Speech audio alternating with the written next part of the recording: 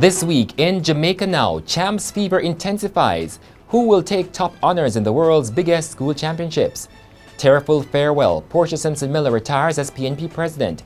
Her successor, Dr. Peter Phillips, promises to further build the party. Property tax pushback. The government says it's listening to the cries over the massive increases. And private sector group wants the government to lift corned beef ban.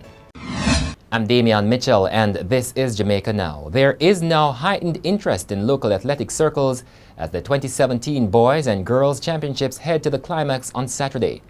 Pundits have agreed that Enfield Allen will win the girls section, but the predictions for the boys section are split between Calabar High and Kingston College.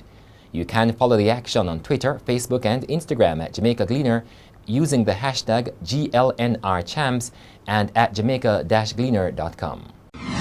On the political scene, it was a tearful Portia Simpson Miller who on Sunday bid farewell to the presidency of the People's National Party.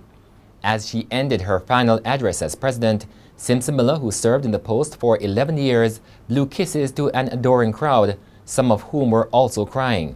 But before that, she begged her supporters to support Dr. Phillips. He cannot do it alone. He needs the support of the officers, the executive, the MEC, every member, and every supporter.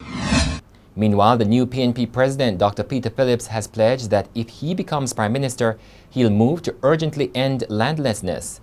He said the absence of land ownership is the root cause of inequality and crime.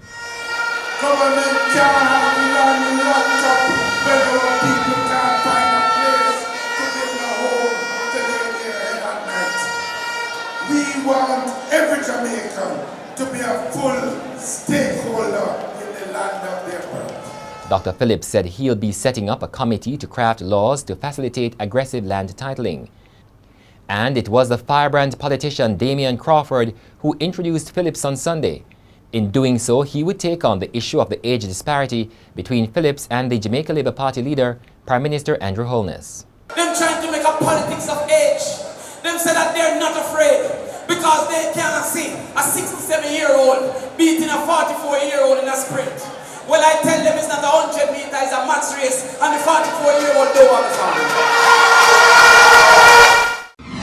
In the meantime, members of the governing JLP have sought to downplay the change of leadership in the People's National Party. Speaking at the JLP's Area Council 1 meeting on Sunday, Finance Minister Audley Shaw constantly accused the PNP of wrecking the Jamaican economy during its extended reign between 1989 and 2007, and then from 2011 to 2016. And he said the PNP was the same old bus with a different driver. The Rent Assessment Board is cautioning landlords to abide by the law in seeking to increase rental fees in light of the increase in property taxes.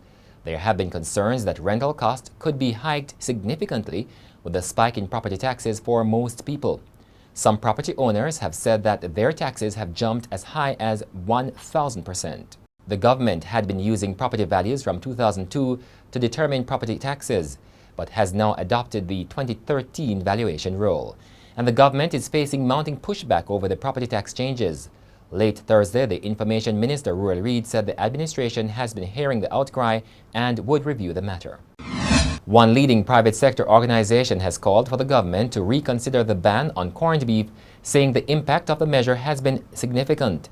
Larry Watson, the president of the Jamaica Chamber of Commerce, says the government should instead allow distributors of corned beef to continue their trade once they can provide evidence that their suppliers are not involved in the rotten meat scandal in Brazil and that their products are safe. And that's it for Jamaica Now, your weekly review of the big news stories. Send us your comments at onlinefeedback@gleanerjm.com. You may tune in to Power 106 FM for regular updates. Follow us on Twitter at Jamaica Gleaner and on Facebook at Gleaner Jamaica. I'm Damian Mitchell, and before we go, the sights, scenes, and scintillating moments from Champs 2017.